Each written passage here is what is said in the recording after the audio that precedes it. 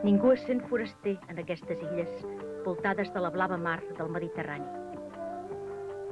Però 700 anys enrere, aquestes terres eren poblades de musulmans que posaven en perill el comerç i la comunicació de la Catalunya naixent.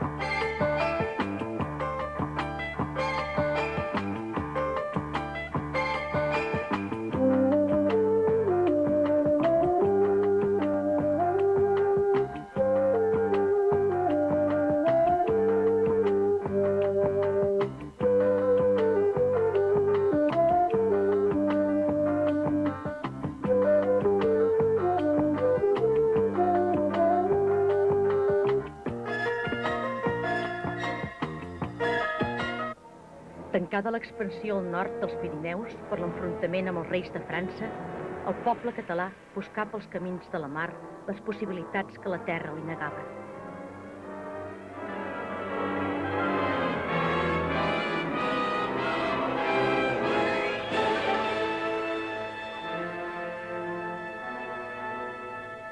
Així, Jaume I el Conqueridor es decidia a conquerir Mallorca, un regne dintre de la mar, després d'un dinar a casa del mercader Pere Martell a Tarragona. Una vella miniatura de la crònica que va escriure el rei ens recorda encara aquest moment històric. Jaume I parla amb els seus súbdits mentre dina en taula a part. I unes pintures murals contemporànies del rei ens mostren el moment culminant de l'assalt de la ciutat de Mallorca per les hosts cristianes que acampaven davant de la capital de l'illa.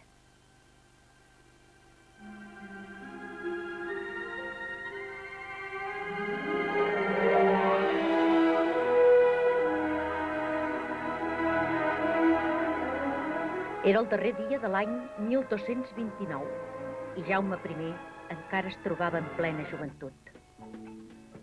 Avui poc en resta de l'antiga ciutat musulmana de Mallorca, la Medina Maiorca de les cròniques.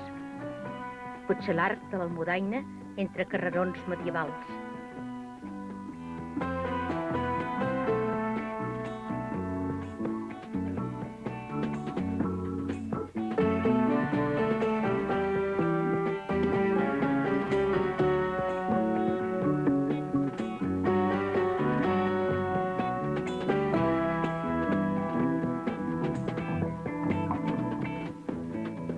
I el palau del mateix nom, aquest bastit per Jaume I, sobre el palau del rei de l'illa i ara acuradament restaurat, recorden la conquesta de Mallorca pels cristians.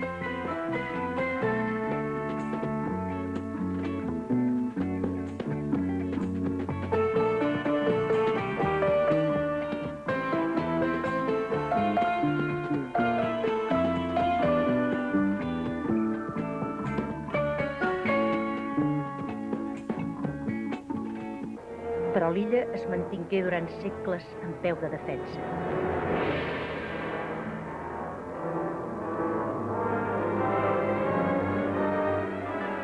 Així ens ho mostra encara l'esplèndid castell de Bellver, de bella vista, com el seu nom ens indica, dominant la ciutat.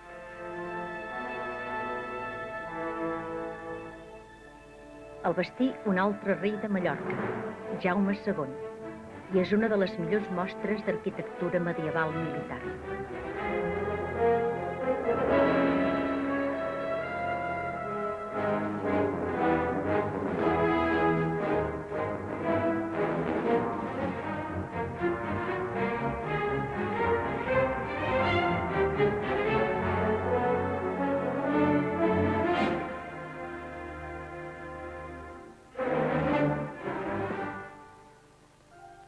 La torre de Canyamel, a l'altre extrem de l'illa, tocant a Artà, conserva tota la força i l'elegància de l'arquitectura militar mallorquina.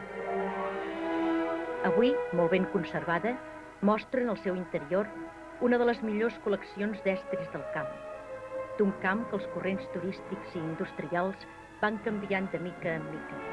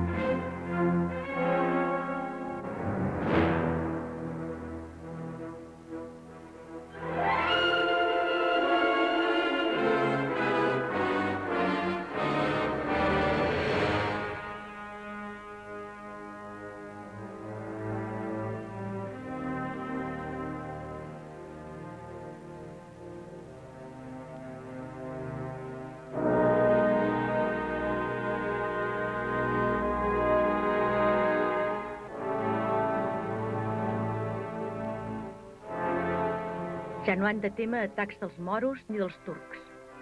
Ara només li cal vetllar damunt de la pau i del treball dels illencs.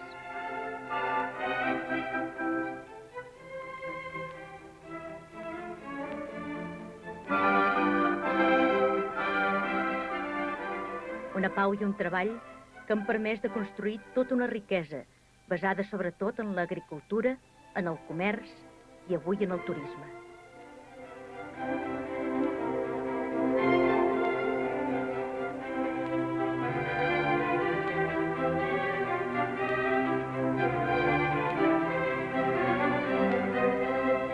El noble edifici gòtic de Llotja, en un dels més cèntrics passeigs de la ciutat de Mallorca, obra de l'arquitecte Guillem Sagrera, ens ho demostra. Només la generositat dels comerciants podia fer possible aquest autèntic palau del comerç al bell mig de la ciutat.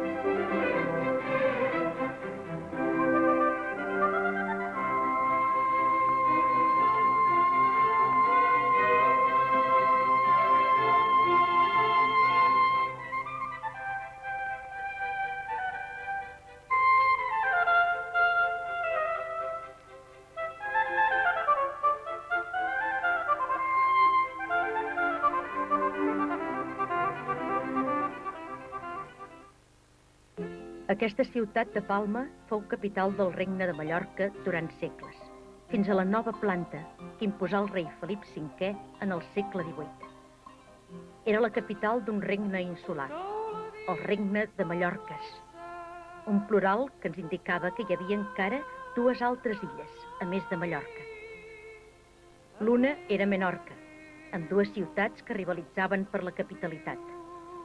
Maó, fortificada al fons de la millor base naval del Mediterrani, cobdiciada per tots els pobles del mar, i Ciutadella, a l'altre extrem de l'illa, capital religiosa i tradicional, amb catedral i palaus, amb porxades i carrerons, amb places i monuments que encara ens recorden els atacs dels turcs quan intentaren ocupar l'illa i s'endugueren captius a Constantinoble a milers dels seus habitants. No era fàcil la vida a les illes, cobdiciades pels catalans del Principat, que les habitaren amb llurs pobladors i els transmeteren la llengua que avui parlen amb les seves riques i pròpies variants. Foren un regne amb fesomia pròpia i amb una riquesa cultural sorprenent. Caldria anomenar només Ramon Llull, l'escola cartogràfica mallorquina medieval i els poetes dels nostres temps per a reconèixer la gran qualitat humana d'aquestes illes. I no oblidéssim a Eivissa, que en Formentera formen part de les illes Pitiüses. Conegudes dels fenicis, dels grecs i dels cartaginesos, avui ho són del turisme de tot el món. Ha canviat l'aspecte patriarcal i bucòlic de l'illa. Els hotels i els apartaments ocupen el lloc de les antigues necròpolis que li guanyaren el nom de Illa dels Morts. Avui és l'illa dels vius, en plena activitat i moviment, multicolor, alegre, cada any renovada. I canten i ballen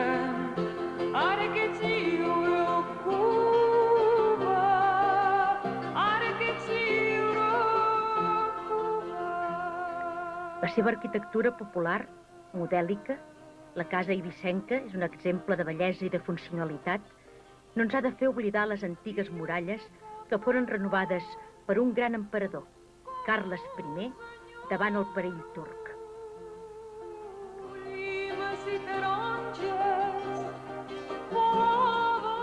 Les illes foren l'objectiu de pobles i nacions a través dels segles.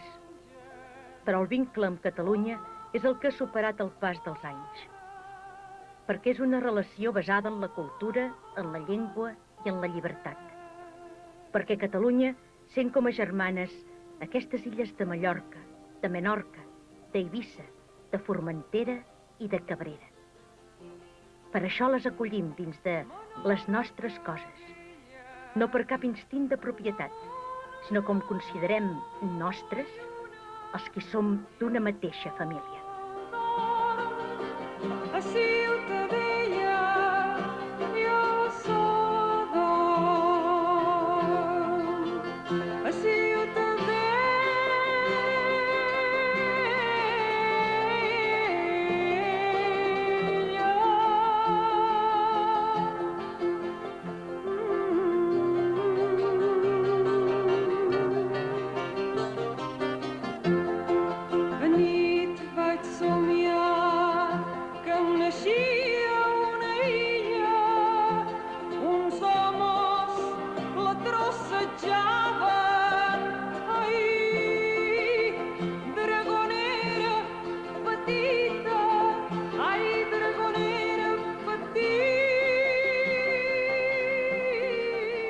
Després de començar el nostre recorregut per la Mediterrània a l'illa d'Eivissa, ens trobem ara a Mallorca. A Eivissa hem parlat de les relacions comercials i dels vestigis com les terrisses ibèriques catalanes que lligaven el passat del Principat amb les illes. Hi ha més vestigis o relacions històriques existents abans de la conquesta de l'illa per en Jaume I? Sí, evidentment, i molt importants. En el segle X, dos papes, el papa Romano i el papa Formoso, varen confirmar en el bisbe Agnus Dei, es deia així, Agnus Dei, de Girona, la seva jurisdicció damunt les illes. Això ens demostra que, a més d'una relació comercial molt antiga dins la protohistòria i que possiblement se va continuar a través de la dominació romana i a través dels mozàrabs, hi havia una relació espiritual, una relació religiosa realment important.